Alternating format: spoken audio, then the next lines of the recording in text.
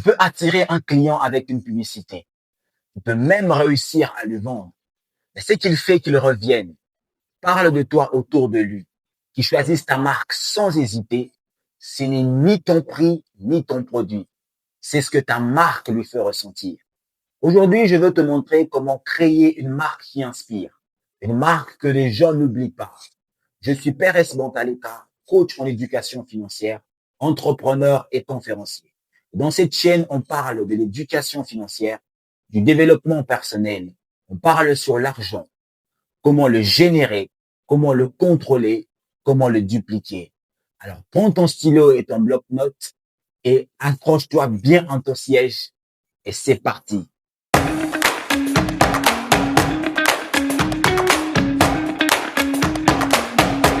Pourquoi certaines marques restent gravées dans notre mémoire alors que d'autres disparaissent?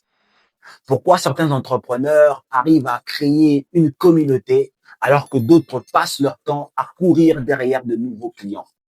La réponse est simple. Ils ne construisent pas seulement un business, mais ils construisent une marque. Une marque qui inspire ne cherche pas uniquement à vendre. Elle crée une émotion, une identité et une relation durable. Et dans cette vidéo, je vais te partager les principes essentiels pour bâtir une marque qui marque les esprits et qui donne envie de suivre sur le long terme. Donc, suis cette vidéo jusqu'à la fin.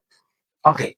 La première étape pour créer une véritable marque qui inspire est que tout commence par une vision. Les entreprises qui inspirent savent exactement pourquoi est-ce qu'elles existent.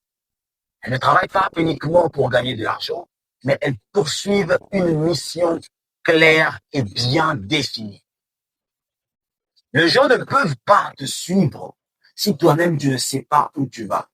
Alors, pour arriver à créer une marque qui inspire, tu dois d'abord te dire quelle est la vision que je veux atteindre.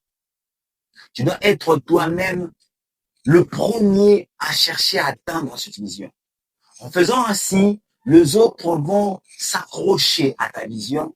Ils peuvent te suivre sur le long terme. Donc, tu dois te dire, quelle est la vision de ma marque? Pourquoi je crée cette marque? Où est-ce que je veux aboutir avec cette marque? Si ta vision ne t'amène pas très loin, sache que les gens aussi ne te suivront pas pendant longtemps.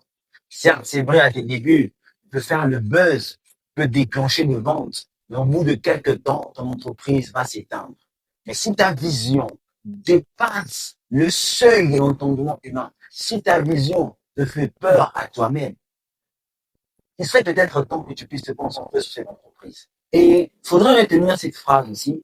Les gens n'achètent pas simplement ce que tu fais, mais ils adhèrent à la vision qui se cache derrière ce que tu fais.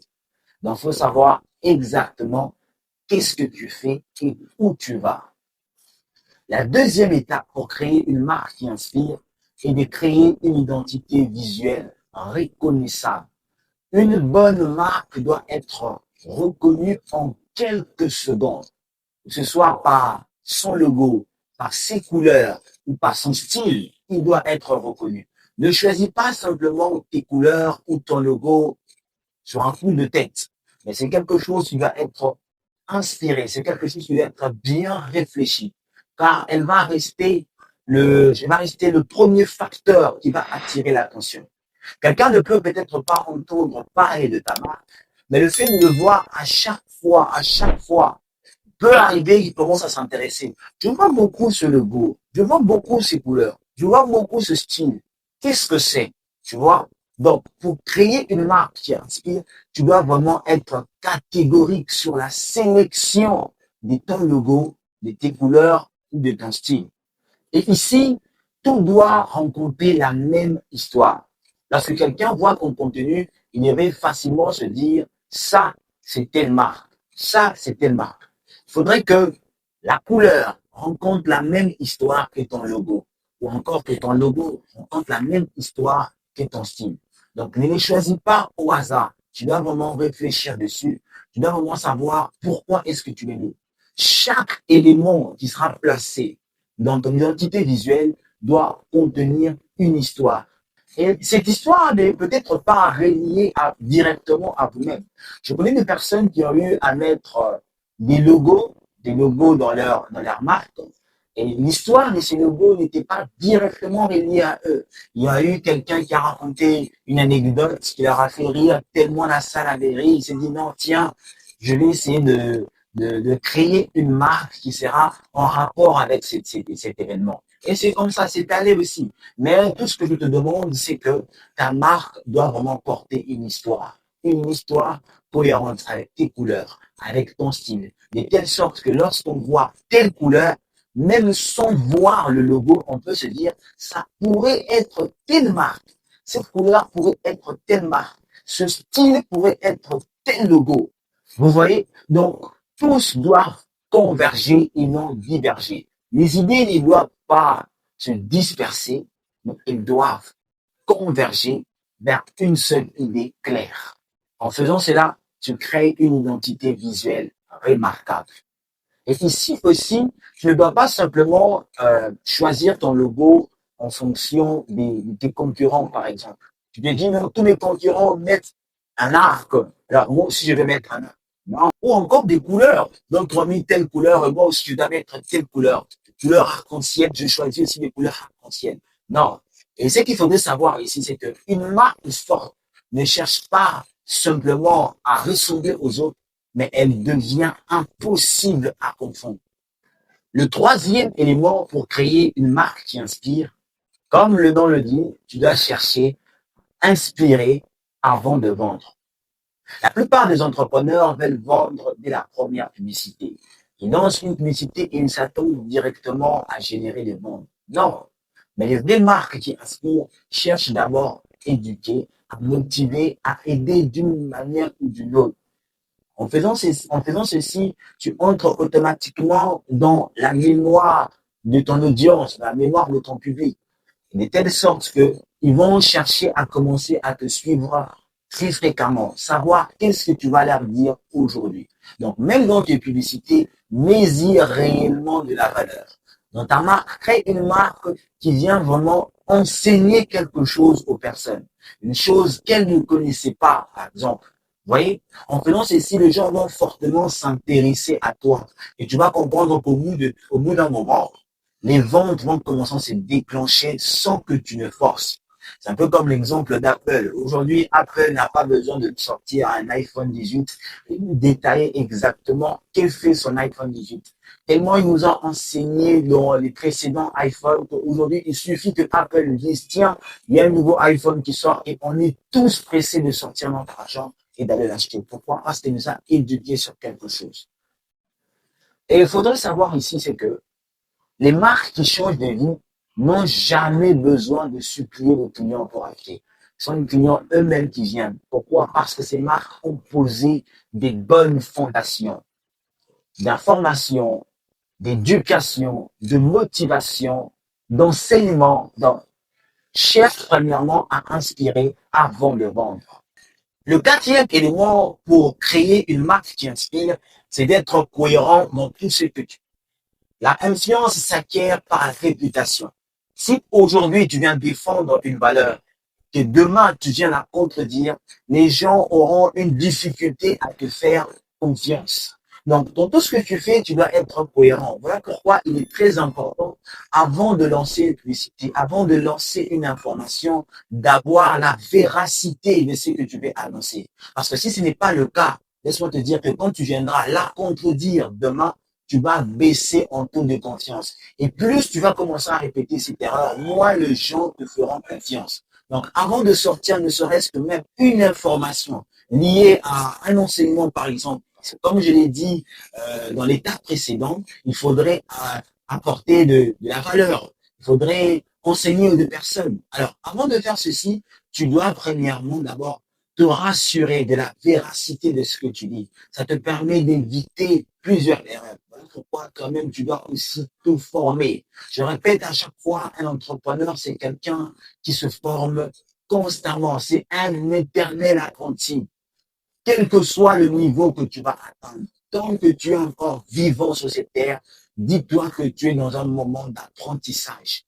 Donc, tu dois te former, avoir la véracité de ce que tu veux annoncer, savoir comment les annoncer, parce que tu peux annoncer quelque chose, mais la manière de l'annoncer peut changer toute la donne. Donc, tu dois vraiment être très vigilant sur cet état. La réputation attire la confiance.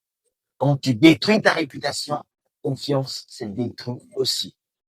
Parce qu'il faudrait savoir que chaque publicité, chaque interaction, chaque message va construire ou va détruire ta marque. Voilà pourquoi tu dois très bien les choisir. Et même quand tu es avec ton équipe marketing, à chaque fois qu'ils préparent une nouvelle publicité, tu dois le passer au peigne fin. Vérifier exactement si le message transmis cadre avec la vision de ta marque. Et il faudra retenir aussi quelque chose sur la réputation. Ce que je vais dire est très fort et tu vas me donner raison. La réputation n'est que l'accumulation de tes habitudes. Ce que tu as l'habitude de faire devient ta réputation. Si tu as l'habitude d'enseigner aux personnes, tu obtiens une réputation d'enseignant. Les gens auront plus confiance en toi. Donc, si tu veux vraiment créer une marque qui inspire, retiens ça. Ta réputation n'est que l'accumulation de tes habitudes. La cinquième et dernière étape pour créer une marque qui inspire, c'est que tu dois faire vivre une expérience, pas seulement un produit. Laissez-moi vous dire quelque chose, c'est une réalité. Je vais vous le dire. En réalité, les gens oublient facilement nos produits. C'est la vérité. Ils oublient très facilement nos produits.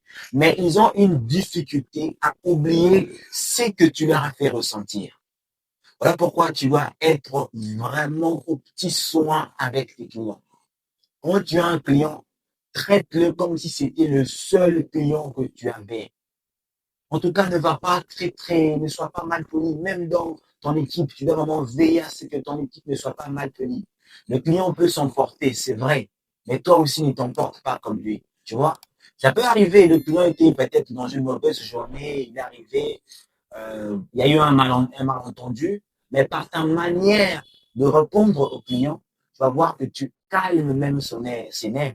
Et là, il oublie le malentendu, il oublie même la mauvaise journée qu'il a passée. Ça, le client ne l'oubliera jamais. Ou pas oublier ton produit. Il va se dire, non, tel jour, j'étais dans telle boutique, j'ai utilisé tel produit et je me suis senti comme ça. Et ça vaut plus que n'importe quelle publicité. Je vous dis. Donc, tu dois vraiment être au petit soin avec ton client. Tu dois le répondre rapidement. Ce n'est pas un client qui t'écrit à 12 heures pour avoir les informations sur ton produit et tu viens le répondre à 16 heures. Non. Tu dois faire ceci. C'est un intervalle que je donne. Tu ne dois pas dépasser 5 minutes pour répondre à ton client. Tant que tu n'es pas encore arrivé à ce stade, je te dis, d'ailleurs, 5 minutes, c'est beaucoup, mais pour les débuts, ça va. 5 minutes. Regardez un peu Alibaba, par exemple. Alibaba crée un système où quand tu veux passer une commande, tu écris, par exemple, à ton fournisseur ou tu écris à ton interlocuteur. Tu vas te rendre compte qu'il te répond en moins de 3 minutes. Pourquoi? Tout est automatisé. Et ça, c'est vrai, ça viendra progressivement. Donc, si tu donnes tes débuts, ne te tiens pas vraiment en rigueur à ce point. Tu peux passer, mais 3 minutes, 4 minutes, tu peux même déborder au-delà de 5, mais fais de ton mieux pour répondre à ton client dans moins de 5 minutes. Ça crée quelque chose de très important. Donc, réponds rapidement à tes clients, sois petit soin avec eux, écoute-les beaucoup. En faisant ceci, en faisant ces 5 étapes, tu es en train de créer une marque qui va fortement marquer, j'insiste sur la technologie, qui va fortement marquer l'esprit de tes prospects ou de ton public encore. Merci à toi d'avoir suivi cette vidéo. C'était Pérez Mortaleta, coach en éducation financière, entrepreneur et conférencier aussi. Si cette vidéo t'a plu, n'hésite surtout pas à t'abonner, à la liker, à la commenter. Je le dis à chaque fois, c'est un plaisir de te lire. En fait, chaque fois que je lance une vidéo, j'aime beaucoup revoir les commentaires aussi, voir où sont bloqués les gens. Si vous voulez que je parle sur quelle étape encore, quelle étape que complique, tu peux me dire sur une difficulté que tu rencontres en commentaire. Je peux faire une vidéo dessus. Tu peux aussi m'écrire, je vais fortement te le dire. Je mets aussi mon numéro privé ici. Tu peux m'écrire aussi, ça me fera un plaisir fortement de vous lire. On se dit à la prochaine pour une autre vidéo. Et n'oubliez surtout pas l'illumination de la connaissance, la base de l'évolution.